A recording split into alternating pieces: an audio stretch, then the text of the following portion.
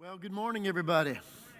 I'm Pastor Ken, and today is the last in the series we've been doing called Indivisible, because it is my concern for our nation. And today, we're going to close out this series with a special forum to address one of the primary tensions that threatens to tear at the fabric of our nation.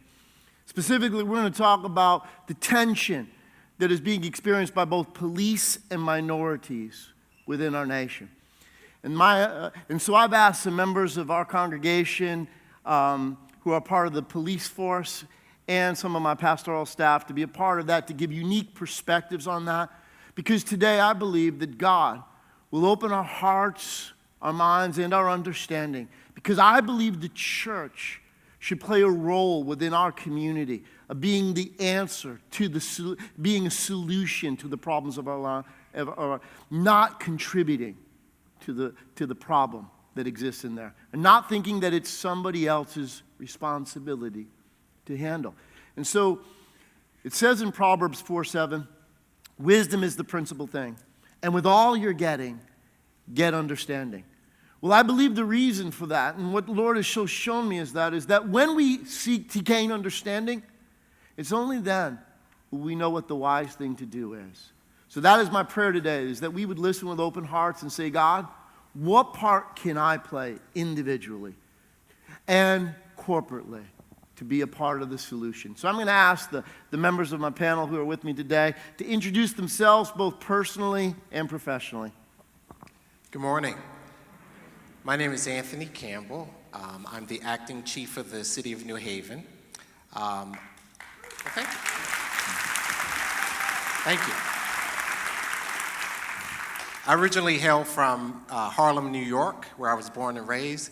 I came to Connecticut 25 years ago to attend a little university in New Haven called Yale University. And I went there with the intent of becoming a Jesuit priest. But God had other plans, because one day in my Bible study, I met a beautiful woman who is sitting right over there, who became my wife.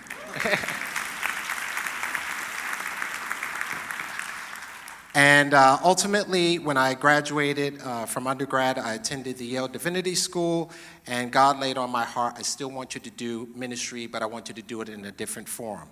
And as such, in 1998, I joined the New Haven Police Department because they were focused on community policing. Started out as a patrol officer, worked my way up through the ranks, sergeant, training officer at the academy, director of the academy, head of internal affairs, chief of staff, assistant chief, and now acting chief. Wow. And one final thing I just wanted to say that I didn't say in the first service is, I just want to give thanks and honor to Pastor Ken, because him taking the time and the energy to do this type of forum shows the courage and shows the moving of the Holy Spirit in his life. He's a great leader, and he's doing a great thing.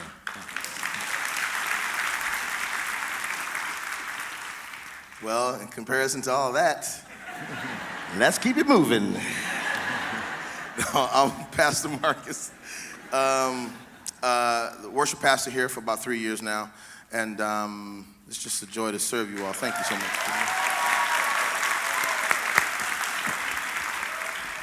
Well, I'm Joel Hernandez. I've been a police officer here in West Haven for about 3 years. I've been attending the church for about the same time.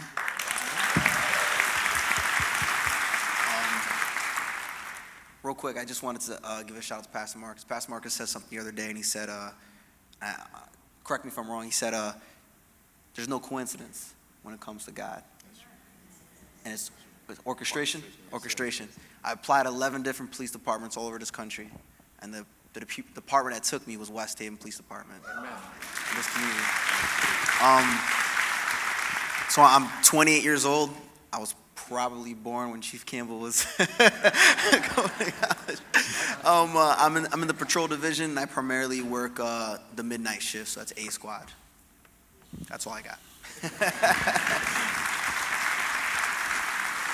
My name is Seth. I'm a pastor on staff here, and just thankful to be able to. Hi, thank you. Somebody knows me.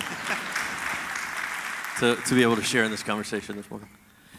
Well, let me set it up today. Remember at the beginning of this series, I issued a challenge to us as the people of God that from now until November 8th, that we would put our faith before our politics.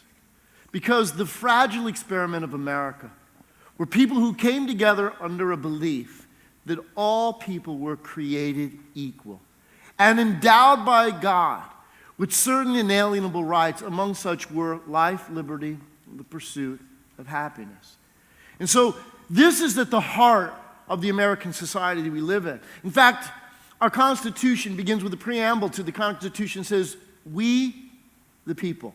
And that's today's message. That's the title of it, "We the people," because so often we have a tendency to look somewhere else. We have a tendency to point at Washington. We have a tendency to say, it's somebody else's problem. And we stand on the sidelines when the experiment of America was that even those in government would do so by the consent of the governed. And so we, the people, need to have a voice. We need to be caring about what is at risk in our nation and seek God specifically as the people of God, to what role we can play to strengthen and help our nation. Because, see, I believe that the Christian community should be at this cutting edge of what is going on in our world. Why? Because the role that Jesus asked us to play, he said, "You are the light of the world. You are the salt of the earth." Jesus said, "Blessed are the peacemakers, for they are the children of God." So we should recognize that the blessing, where it lies and what role God designed and desired for us to play. And that's why it's important, because one of the most troubling issues that we are facing in our time is the tension that exists between police and minorities. And therefore, you and I should recognize that racial tensions, I don't believe, have ever been higher than we are dealing with now. And many, like myself, believe that we're one incident away from tremendous trouble, hurting many people. And therefore, as the people of God, this is opportunities where we can open up and have healthy dialogue that's helpful. Because the people of God, if no other, who should provide hope and help to our nation if it's not us? And therefore, there are many people who want to be a part of the dialogue. They want their voice to be heard. And the people of God should be able to in this time, because if you look at our nation, we've never been more polarized and divided than we are now. And even when people want their voice to be heard, the way in which they go about it, it's more noise than any clarity. Example, the quarterback for the 49ers, who felt he had a legitimate issue to talk about, but the manner in which he went about it, nobody's talking about the issue, because the collateral damage of the way in which he went about it have created a whole nother dialogue that's going on, not helpful to the original issue he wanted to bring. It's kind of like the difference between a nuclear reactor and a bomb. Both create explosions, but one is focused and produces energy, and the other just goes off in every direction and creates damage. And so that's why people would say today, well, why are we having this discussion in church? Why are we talking about this in church? And I believe it is because of our faith and not our politics. Let me set it up for you today. Because in Romans 13 and verse 1 says this, "Let everyone be subject to the governing authorities. For there is no authority except that which God has established. The authorities that exist have been established by God. Consequently, whoever rebels against the authority is rebelling against what God has instituted, and those who do so will bring judgment on themselves." So in other words, this scripture says that the followers of Jesus should lead the way in respecting those who are in authority, specifically and especially our police that are in that end. But at the same time, that as members of the body of Christ, we should care about the plight of our brothers and sisters who experience injustice. Why? 1 Corinthians 12:26 says this, "If one part suffers, every part suffers with it. And if one part is honored, let every part rejoices with it." And lastly, listen. Also, the church, I believe, has the true basis for racial reconciliation. His name is Jesus. Why? Because Galatians 3:28 says, There is neither Jew nor Gentile, neither slave nor free. There is neither male nor female, for we are all one in Christ Jesus.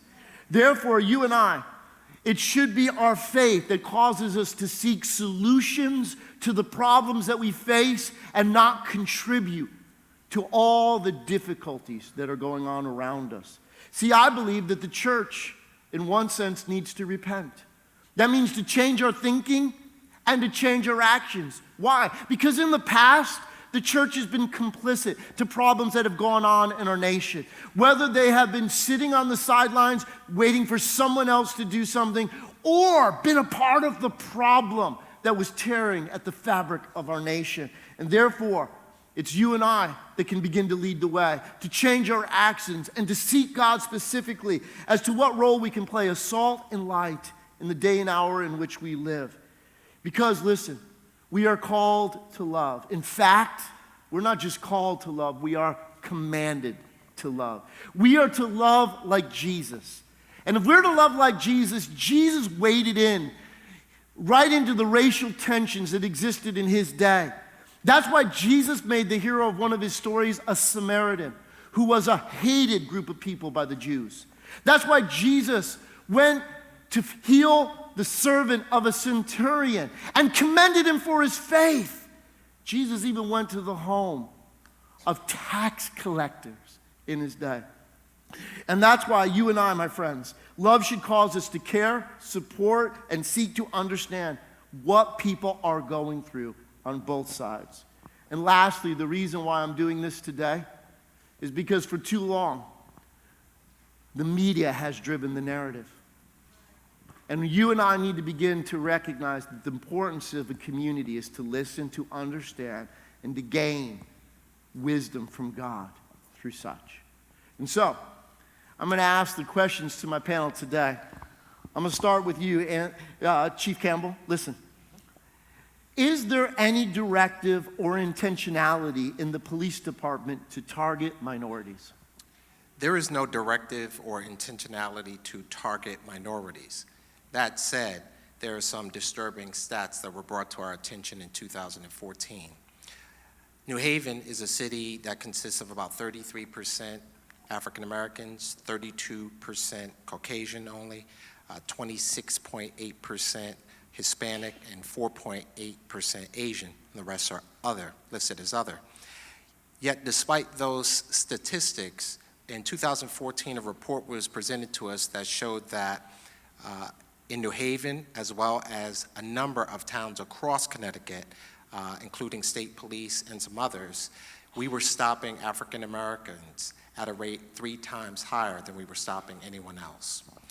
Not only were we stopping African Americans more, but we were stopping them and searching them and finding less contraband on them than when we stopped their white counterparts. As such, what we did was we started implementing some cultural diversity training, some Kingian nonviolence de-escalation training, presenting our supervisors and command staff with this information and having them address it with the officers. Because when you bring it to the forefront of people's attention, particularly police officers, that listen, the stats are bearing out. You're the ones making these stops. You're the ones providing this information. Something's going on. You start to address it and you can fix it. So although there may not be any direct intentionality, there is a lot of work to be done across the state. Thank you. Pastor Marcus, you were taught, what were you taught growing up, and what are you teaching your children today in regards to how to interact with the police and why? It's a conversation that comes up. Obviously, my boys are much older now. So it wasn't until maybe, I don't know, Dorian was, 14 or 15 or so, and that I started talking to him about certain things, because he's out in the community at that point. And so I teach him what my father taught me. And I remember when I was a kid, maybe 8 or so, I was riding in the car with him, and a police car had circled around. And I must have become pensive. He noticed my reaction, and he asked me, was I afraid of cops? And I said, yeah. And he says, there's no no reason to be afraid of cops. He says, you're not doing anything wrong. You have no reason to be afraid of cops. So I try to pass that on to my son. If you're doing nothing wrong, you have no reason to be afraid of cops.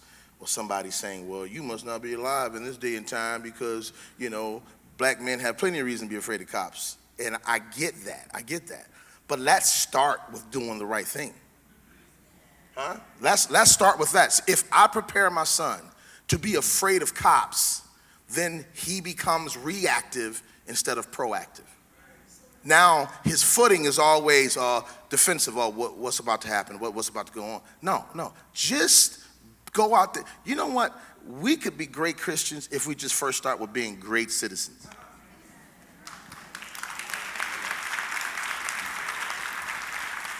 Let's start with that first. So anyway, I teach my boy to just conduct himself in the right way. Speak up. Look a man in the eye. If I get pulled over, I say, yes, sir, and the whole thing. So, I just teach my son that. The second thing, though,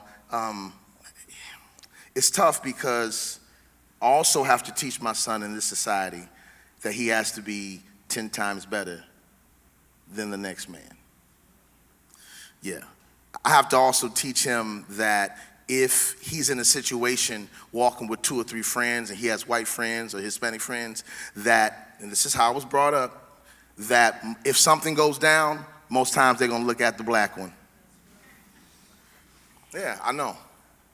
Don't feel good, right? But that is the society in which we live in, because that's how I was brought up. I was brought up to understand that, to be aware of my surroundings. And I regret it. I'm going to be quite honest with you. I regret having to tell my son or my daughter that they have to be 10 times better than the white kid next to them or this, that, and the other, because it's too much pressure. It's too much pressure. But the fact of the matter is I do, right? Now, whether they do it, that's up to them. But that's what I have to teach them, because this is the society in which we live. So, Thank you. Officer Hernandez, as a police officer, do you feel you have a target on your back? The answer to that is yes. On first service, we talked about, I had the unfortunate opportunity to go out to the funerals of the 2 cops, Officer 1 Jen Liu and Officer Ramos in NYPD, that are sitting in their cruisers, and a man comes up to them unwarranted and just shoots them in the head and kills, men with children, men with families. Too many times we forget that this is a uniform, and when I take this uniform off, I'm a man. I breathe. I have emotions. I have the same blood that you do. And we forget that. When you go to these funerals and you speak to other officers, my brother's a police officer as well in California, and we text each other, hey, are you all right?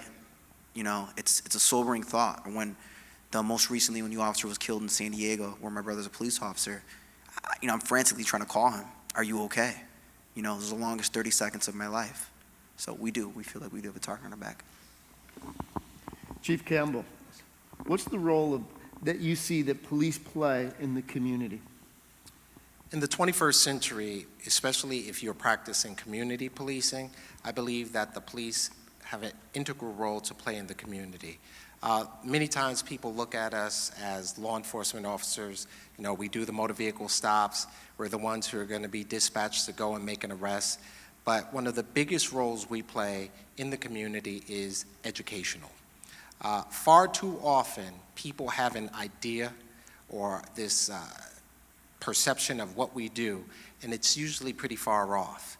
Most people get their information from watching TV shows, Law and Order, and other TV shows. So, you encounter someone, and first thing they'll tell you is, I know my rights, and usually they don't.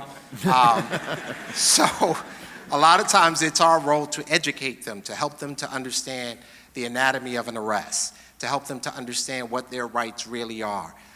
We play the role of social worker, we play the role of first responder, we play the role of a mandated reporter. We play the role of being a role model, giving people something to look up to, especially the young generation. And A lot of times we have to educate parents and educate people. You know, sometimes I'll see people when they're with their little kids, the kid may be doing something, and they'll say, better stop before I get the police on you. And I'll say, no, don't tell them to do that. And I'll get down on the knee and say, come here, and talk with them, and, you know, try and help them to understand that we're here to help. Sir Robert Peel, who is the father of modern policing, said it this way in one of his principles. He said, the police are the community, and the community are the police. And that is so true, because nothing that we do can be done without the community's help. And so it's a huge part for us to educate the community and help the community understand that we are part of the community and the community is a part of us. On that, when we've talked in the past, how do you look at an arrest from a police point of view?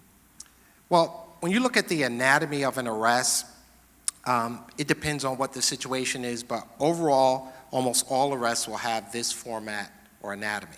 So an officer can only make an arrest when there is what we call PC, probable cause. The law states that you have to have a reason to arrest the person, and so if we come to a call, we determine from information that we receive from the individual, witnesses, victims, that the individual that we are now looking at has violated the law and we have probable cause to make the arrest. We will now talk to the individual and say, sir or ma'am, I need you to turn around, put your hands behind your back. Now, a lot of times people will say, why? I want to know why. And you'll say, you're under arrest. And they say, well, I want to know why. And that is not the time to argue with the officer and say, you tell me why first and then I'll do what you're telling me. We advise the person, turn around, put your hands behind your back. I'm not going to tell you again. By this point, officers may be taking some defensive tactics, some stances, getting in position, getting pepper spray, because the moment a person refuses to comply with what we're telling them, they are resisting arrest. In a perfect scenario, person turns around, puts their hands behind their back. We ask them to spread their feet because we want them to be off balance so we can have a tactical advantage. We come in where they can't see us. We grab one arm, we handcuff it, we bring the other arm to it, and we cuff it. That's an arrest. In most scenarios, the person may say, I'm not doing it. People like to think of resisting arrest as you get in a defensive posture, ready to knuckle up with us. No, that is resisting arrest. However, resisting arrest is also saying, no, I'm not turning around. No, I'm not doing it. Or putting your hands in your pockets, putting your hands in a place where we can't get them. Some people lie down on the floor with their hands under them. That is all resisting arrest. So, as I said before, a big part is educating people that if an officer tells you to do something, as Pastor Marcus said, do the right thing. Even if you feel that the arrest at the time is unjustified, comply with the officer. For your safety, for that officer's safety, comply. There are means in which you can dispute that arrest, complain about that arrest, have the officer investigated as a result of that arrest, but in the moment, it is in your best interest to comply with the officer and do exactly what they tell you to do. Now, you say there are means that citizens have to be able to say, hey, if they felt unjustly treated, if they felt like this was, them being picked on or some other situation, that there is a way that they have to do so. Can you explain a little bit more and deal with this issue as well? Because many people feel, why would I even bother? Because nothing is going to be done. Yes. So one of the means in which, if you feel that you have been the subject of an unlawful arrest or an unjust arrest or an arrest where unnecessary force was used, every department of the 18,000 police departments across this country, every department has to have, by state mandate, an internal affairs division, a mechanism by which you as a citizen can come in and say, this was wrong, what happened to me. This arrest was wrong. The officer used too much force. The officer had my handcuffs too tight and wouldn't loosen them when I asked them to. The officer sprayed me when they didn't have to. Internal affairs is run by detectives, sergeants, and a supervisor within the department. It is the mission of the Internal Affairs Department to first and foremost seek the truth. We will take a statement from you as a citizen as to what happened, a written statement. We also have you come in and sit down. We take an audio statement. We then look at the report that the officer wrote and determine whether or not there was PC for the arrest. We're determining that, as well as the court system is also going to determine whether there was probable cause for the arrest. If there was no probable cause, the arrest will be thrown out. Not only is the officer then put in a position where they may be subject to discipline, but also the department and the officer are now liable for litigation. So you can win proceeds from that if you were wrongfully arrested. So those are two avenues, through the court system as well as internal affairs. What we've tried to do, we understand that many people don't feel comfortable after they've been arrested to come down to the police department where they may encounter the arresting officer or feel like people who are on the arresting officer's side. So what we've done is made internal affairs a 7-day-a-week affair where if you don't feel comfortable coming to us, we will come to you. We will come to your home. We will come to your work. We will come to wherever you want to meet us so we can take this complaint. Far too often, nothing gets done in police departments. Officers don't get disciplined. Police culture does not change because something bad happens and no one takes the time to stand up and say, this bad thing happened to me and I'm not going to stand for it. So we've tried to create mechanisms. And I, as the acting chief, have had to do some hard things where, yes, there wasn't probable cause, or even if there was probable cause, the officer didn't have to talk to the person that way. The officer didn't have to use that type of force, and we discipline our officers. Discipline can range from anything from a verbal warning all the way up to suspension or termination. And we've had to unfortunately do that at times, but it sends a message.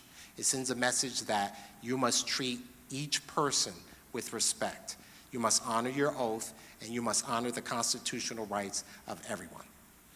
One other thing upon that anatomy of arrest, from a police, because everything can happen in such a short period of time, what's the role? You guys come on the scene to take control. If a person's resisting arrest, to what degree does it go? To when does it, kind of walk us through that aspect of it, starting verbally, physically, tasers, weapons, whatever. So there is something which is called the use of force spectrum for us. So for a police officer, your first use of force is your very presence.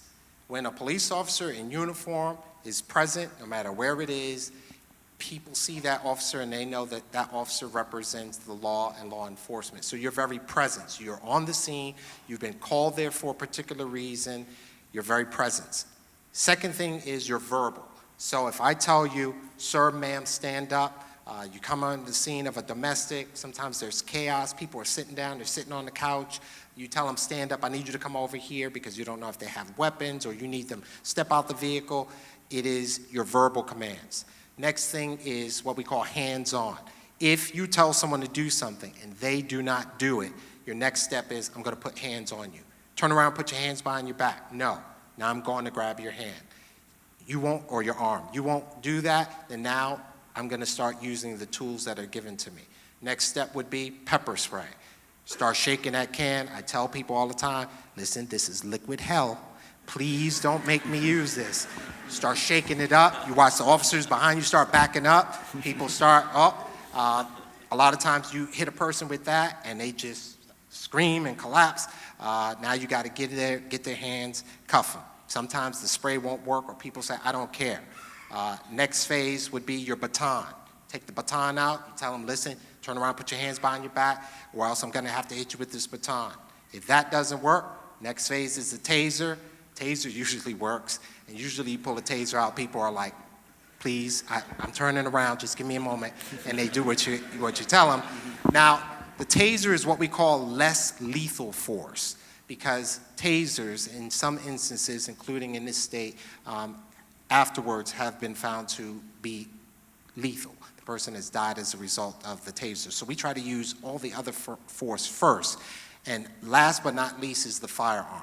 In a situation where the officer has fear for their life or fear for the life of another person, then they can draw their weapon and use deadly force if they deem necessary. One thing that was very enlightening to me, you educated me on this as a police officer, especially as a chief. How do you view an arrest? When you said that you saw that as a failure. Can you live up? One of the things that, and it goes back to the role of police and community today, we teach our officers from the academy, in-service training, that an arrest is a last resort. If you reach a place where you have to make an arrest, there's been a failure in the system. You can communicate with people. You can educate people. A lot of times, officers have great latitude of discretion.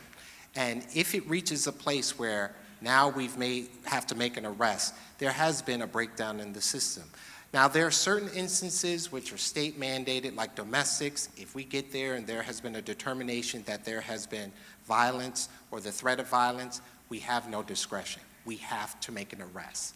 Because the days of us arriving on the scene and having one person say, nah, just, go for a walk, or he's always like that, or she's always like that, it has resulted in people losing their lives because we leave the scene and then it escalates and we come back and someone is either dead or seriously injured. So those days are over. We have no discretion when it comes to domestics. But in general, we try to do everything we can not to make an arrest because we understand that putting people in the system and just going through the motions is both traumatic for them and it's a lot of work for us. I mean, the very last thing an officer really wants to do with all the paperwork that's involved is make an arrest. But in certain instances, it's the only option. Thank you. Officer Hernandez, can you take us through the anatomy of a traffic stop? Sure. A traffic stop, and I covered it's the first service, so before anybody asks myself and Chief Campbell, there's no quota. It doesn't exist. It doesn't exist. No quota. No quota. Tell the truth. No quota. It's more paperwork. So a motor vehicle stop, for a motor vehicle stop to happen, first off, police officers, we call it a pretext. So we have to have a reason to pull you over. It's illegal for us to pull you over for no reason. So whether it be equipment, moving violation, or other things that may have to do that maybe something suspicious, erratic driving, which is usually linked to like someone driving under the influence or something like that. That's why you get pulled over. In terms of the anatomy of the arrest, we usually we'll flick our lights on. We maybe use the siren just in case. Sometimes people have the music loud and they don't hear us behind us or behind them. And we'll flick that on, and we're looking for certain things. We're looking for the car. Does it pull right over, or are they going to keep going for a little while? And why are they still going? Are they trying to hide something? Is somebody wanted in there, or do they have weapons in the car, narcotics in the car? We don't know that.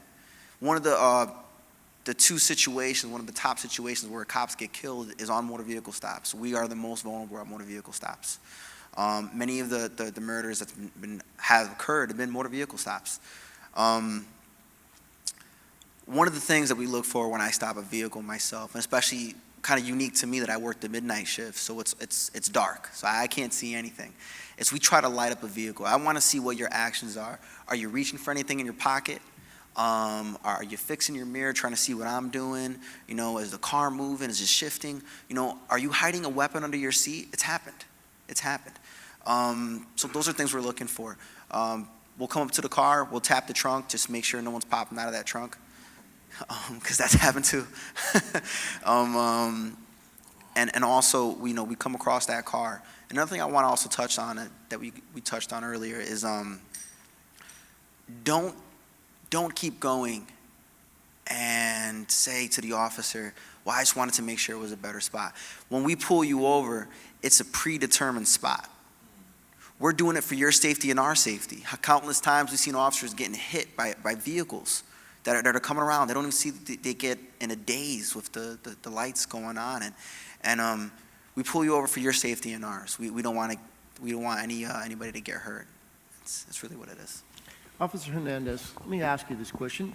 In the current environment of policing and the tensions that exist right now, do you believe, and have you seen officers being more cautious in an attempt today to not be determined as a racist by their actions? Absolutely, and I'd be lying here to tell you that it hasn't been a thought that comes across my mind. When we do motor vehicle stops, there's something called an Alvin Penn form, and that Alvin Penn form, it's creating statistics upon what someone's race is, ethnicity, their age group, but just demographics, and why we pulled them over, what was our most serious offense that we found on it, was a search conducted through that, through the stop. It's kind of creating the statistics here.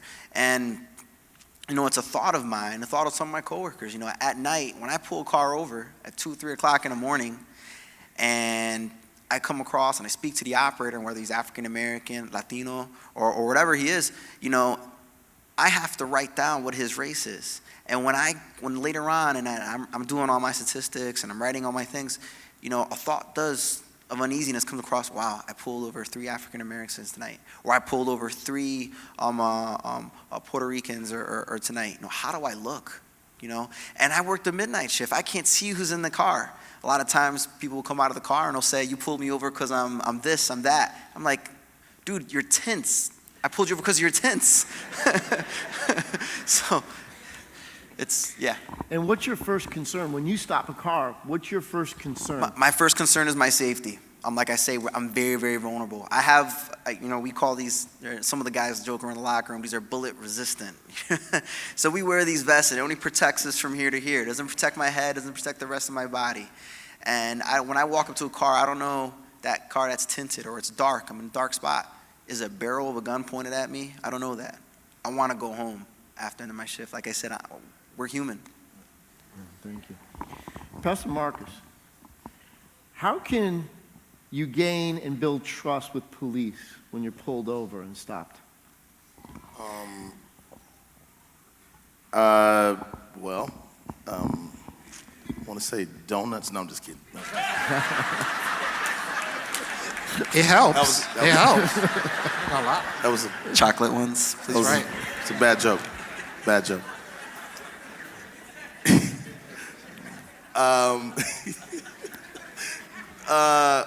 Well, my wife and I were watching this. That's my beautiful wife right there. No, I'm just kidding. My wife and I were watching this, and she showed it to me. It was a country singer who was actually biracial. I forget his name right now.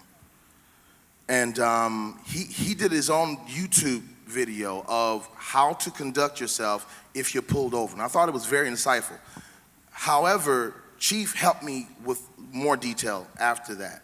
So the YouTube video was this. He says, guys, it was on the heels of the Dallas and the Louisiana situation.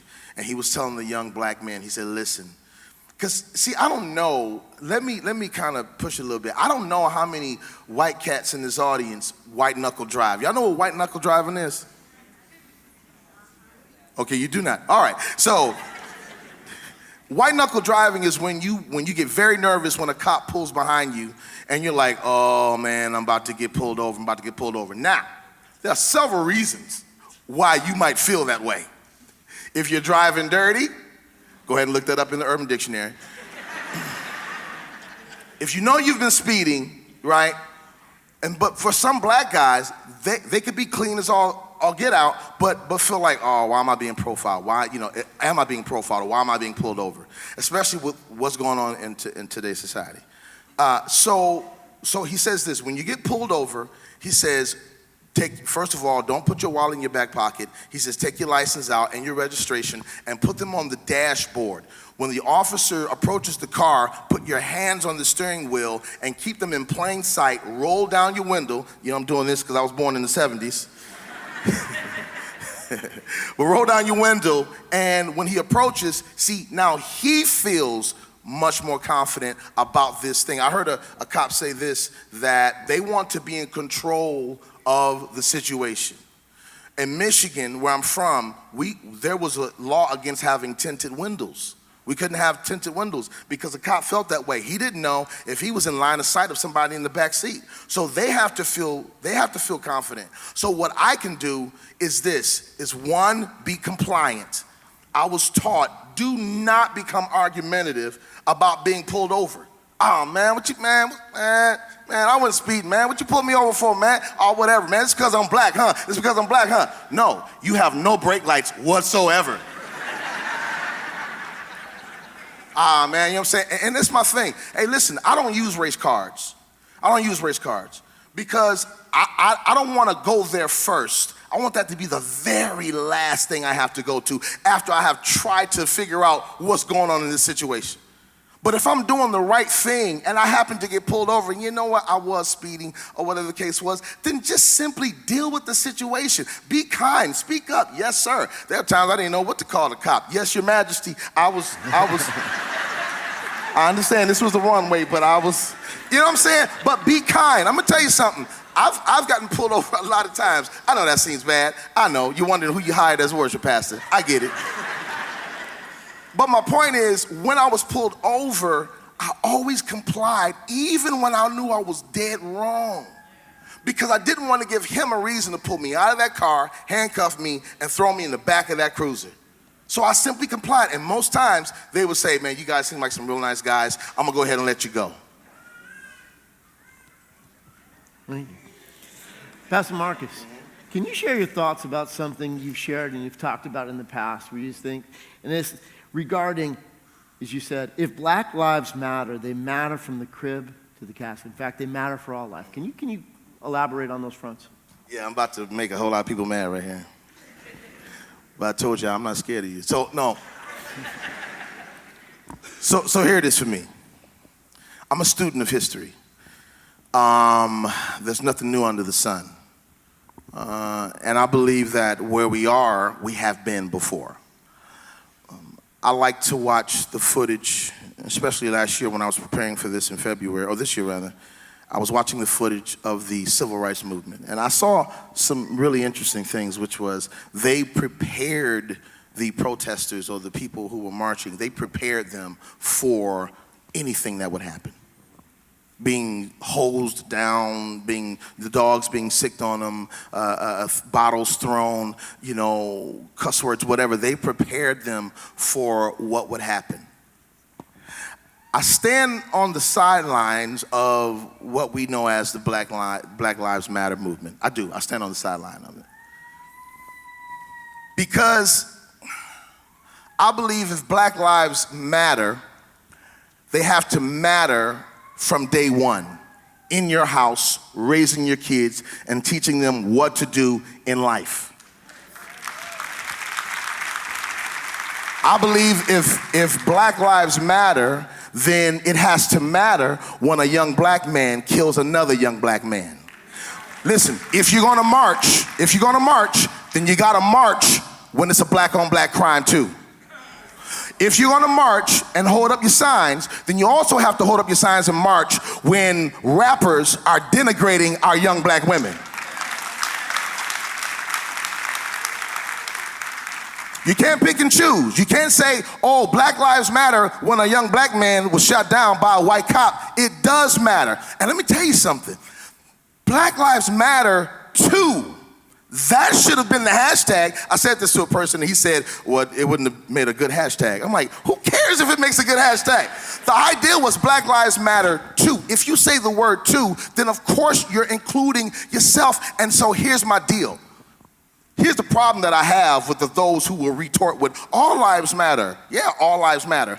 But no one shouted all lives matter until someone first shouted Black Lives Matter. That's my issue. So we have to come together on the thing and not say, oh, well, all lives matter. Of course all lives matter. But I'm gonna quote a young man who said this: if my house is on fire and I call for the fire truck, the man next door shouldn't yell out, my house it matters too, but I'm the one whose house is on fire. Yeah, your house matters, but let me tell you something. You can keep on thinking we separate if you want to, because if my house burns and gets out of control, it could catch on to yours too. Thank you. Pastor Seth, can you share from your perspective on the issue of how millennials are on this viewpoint, how millennials are involved on a national level? Can you share about that? Sure. First, just a point of clarification. Millennials are what we consider anyone born between the ages of 1982 and 2000. So most millennials know they're millennials. If you weren't sure if you were a millennial, you probably aren't. You're probably too old, sorry. I'm a millennial. Joel is a millennial. Hey, don't point out who's millennial. Pastor Can we Marcus just keep it moving, man? is definitely not a millennial. See, he gets frustrated. And I think it's become very easy to point at this generation, the millennial generation, and blame them, if you allow me to use that term, for the chaos that's happening, because those are the faces that are on TV for the protests and the riots. And, I said at first service, we've talked about this in the past, that moment we all saw on CNN and Fox and MSNBC where Michael Brown's stepfather stood on the hood of that car and said, "Burn this city to the ground." It wasn't him and his wife who went out and burned the city to the ground. It was a bunch of millennials. And they were the ones that were on TV destroying this town. Albert Einstein said this. He said, peace cannot be had through violence. It can only be attained through understanding. And I think one of the biggest downfalls of our society today, categorically, across the board, is that we don't take the time to understand. We don't take the time to understand. So, like I said before, I think it can be very easy to point the finger at this generation. But I'm going to explain to you, I'm going to try and share some information that hopefully changes the way that you think. Because millennials have chosen that protest is their voice. Millennials will protest everything. Period. Everything. They will protest everything. But there's a reason behind that. People my mom's age will watch TV and go, "Why are these young kids protesting again? Nobody cares. Get off the street. Go figure it out behind closed doors. Have a meeting with somebody." But they're on the street. They're on the street. Here's some data for you. 83.1 million millennials in the United States today. Just in the United States today. That makes up more than 1/4 of the population of the U.S. So we should listen. That's a huge population of people, right? That's just the United States. UCLA did a survey. They do it every year. They've done it every year since 1967. This past year, they survey incoming freshmen into about 200 universities and colleges. And that's just a small percentage of the colleges and universities that we have in the United States. The question that they ask is, do you plan on participating in a protest and or demonstration during your 4 years at college?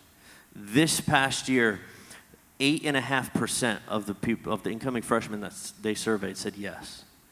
Now that may not seem like a huge percentage, but here's what's important. Between last year and this year, that number went up 3%. And 8.5% is the largest yes response they've had since 1967. Millennials speak through protest. Millennials feel like it's the way that their voice can be heard. And here's why. Anybody ever heard the term helicopter parent before? Yes. Some of y'all raise your hand and then put it back down quick because you are a helicopter parent. But it's okay. Here's what's interesting about this phrase. This phrase was initially coined in the 1960s in a parenting book. And then it disappeared for a while. In the early 1990s, and if you do your math for millennials, this is when millennials were starting to go into college, there was a resurgence of this phrase being used, helicopter parents. And the people that were using this phrase were college administrators. They were talking about helicopter parents. And they were talking about them in reference to these millennials that were coming into university. And they weren't talking about them in a good way.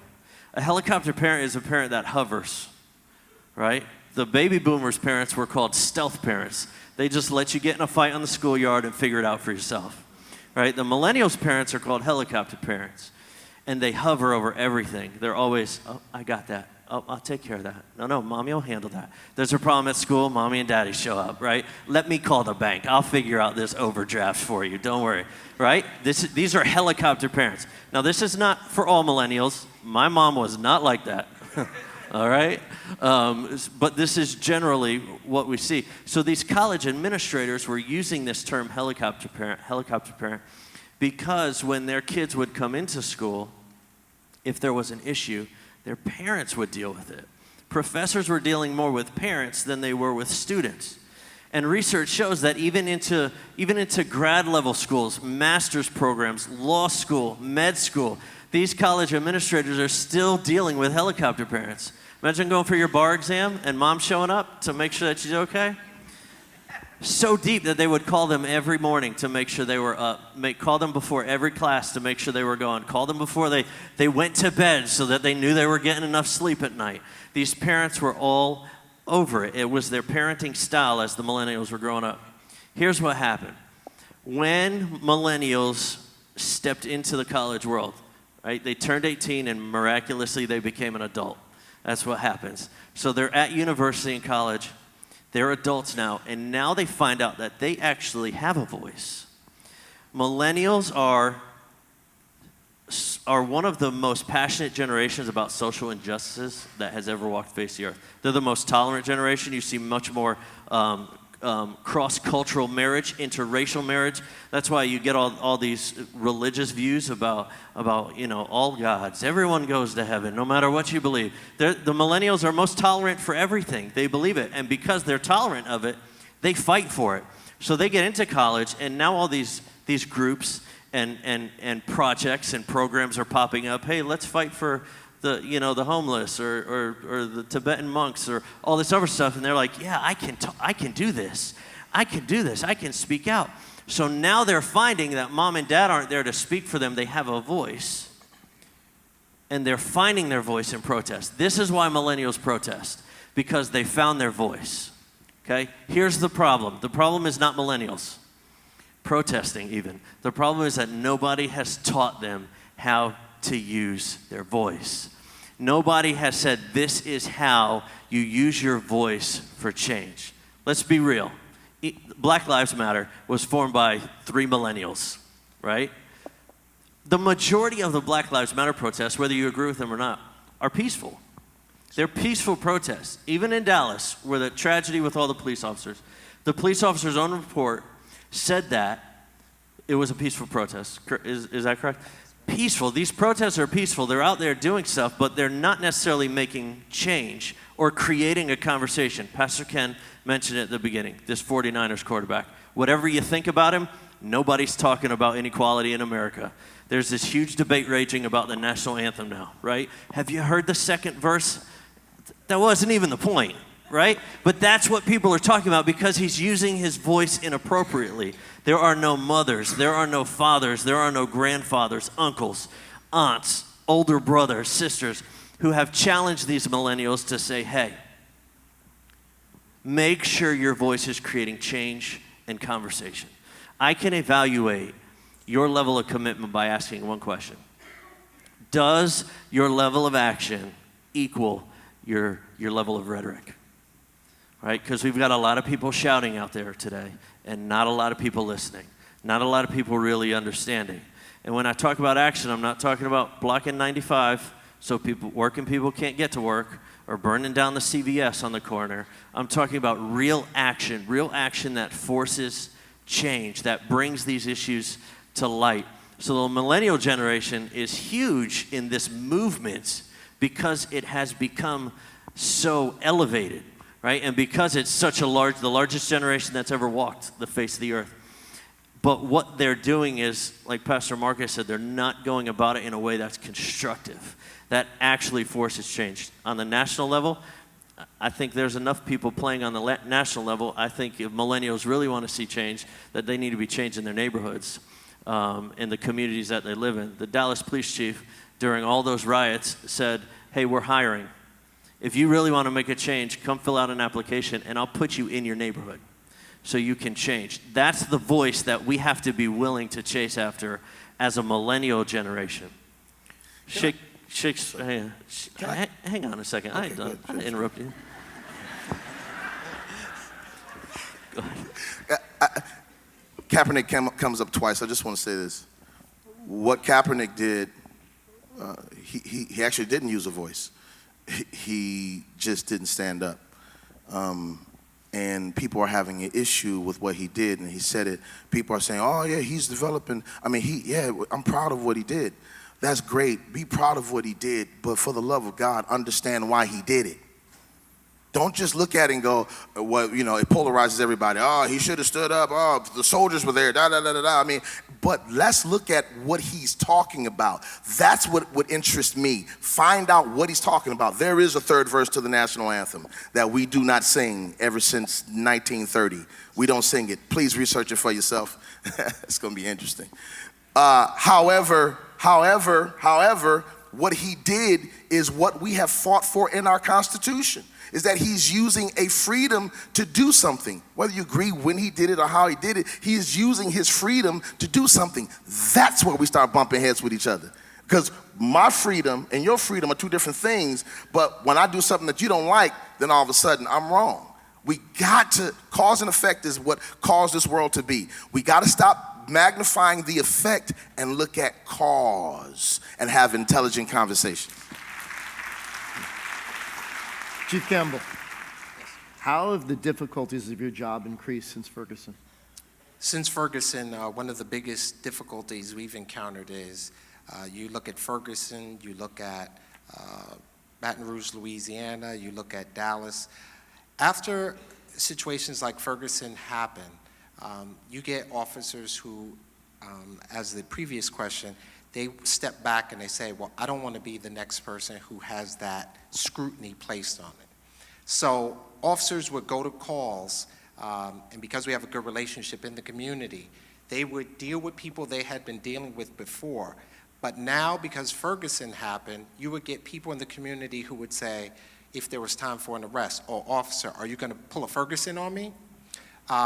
Which makes an officer step back like, what are you talking about? I'm just doing my job. It puts this added tension on the officer. It puts added tension on the community.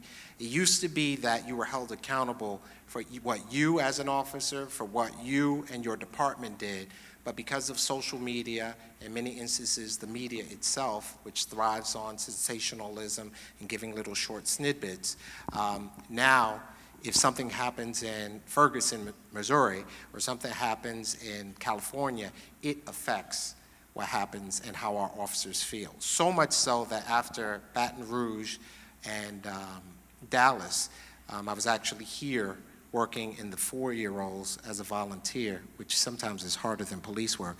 But immediately I got the call what had happened, and in order to reduce the tension, I called and said, I want us to double up our officers. Typically, our officers work in one-person vehicles, but I doubled them up because it helps reduce that officer's stress level, and it also provides a level of safety for the community. Officers were afraid that they're going to be lured into situations where they would be ambushed, and having them partner up, they can talk about what they're going to do when they get there, they can have a strategy in place, and the community now sees that they're getting 2 officers who are there to serve them. So there have been some definite challenges as a result of Ferguson, both from the community looking at its police department differently and how we respond. All right, last question. Chief Campbell, what role can or should the church play? I believe that in today's world, I think what you said is so right. I think that tensions are higher than they ever have been for a myriad of reasons. But I believe that the church, the body of Christ, is in a strategic position to be the voice for the community that feels that it doesn't have a voice. Wouldn't it be great if when someone got pulled over or when someone got arrested and they felt that that arrest was unjust and they felt that they were afraid to go to the police department by themselves, wouldn't it be great if the body of Christ, if the church, if pastors would have the members come to them and say, I will go with you? You know, there is strength in numbers. I mean, that's why this whole series is called Indivisible and We the People. It's not called Divided We Stand. The church is in a position not just to be the voice for the community, but the voice for the police officer. Officer Hernandez said it great. We are human beings. Yes, we wear bulletproof vests and a badge and we have a gun and we have a certain level of authority, which has been given to us by you. But at the same time, when all is said and done, I want to go home to my beautiful wife. I want to go home to my 3 boys who need their dad. I want to go home to my community. I want to be able to come back here and be part of you. So you can be the voice for the officers, and the church The church, I mean, yes, the number one way people will interact in our society with government is through the police department. And that said, you have to understand that we, as the body of Christ, we have an enormous amount of responsibility and authority, an authority which has been given to us by Almighty God himself. Who is in a better position to be the voice for the community and for the police? So Robert Peel was wise when he said, the police are the community, and the community are the police. So it is up to the church to be the role model and the voice. I think that is one of the reasons that in New Haven we've had situations that could have been very volatile, but because we have a relationship with the clergy, because in many ways they are our voice and they hold us accountable when we mess up, and sometimes we do, things haven't exploded for us. And the last thing I'll say is this. As a Christian, as a person who my faith comes first and foremost, it is great to be the acting chief of the New Haven Police Department, because when these things have happened, I've been able to step before these officers at each lineup and tell them, I pray for you. I know that you are going out to do this job, to serve the community, to bring justice and to serve our Constitution. And I tell them, I pray for you, and I tell you that, you know who I am, and they know that I pray for them, and to stand at lineup and to say, you know, I tell you I pray for you, but I'm going to do it right now. Let's pray. And to pray for those officers right then and there, it makes a huge difference. You are the body of Christ. We are the body of Christ. We can make a difference. People see me and they say, oh, you're a police officer? I say, no, I'm a cop. They said, well, what's the difference? I said, well, police officer is a profession. It's what I do. But I'm a cop. I'm a Christian on patrol.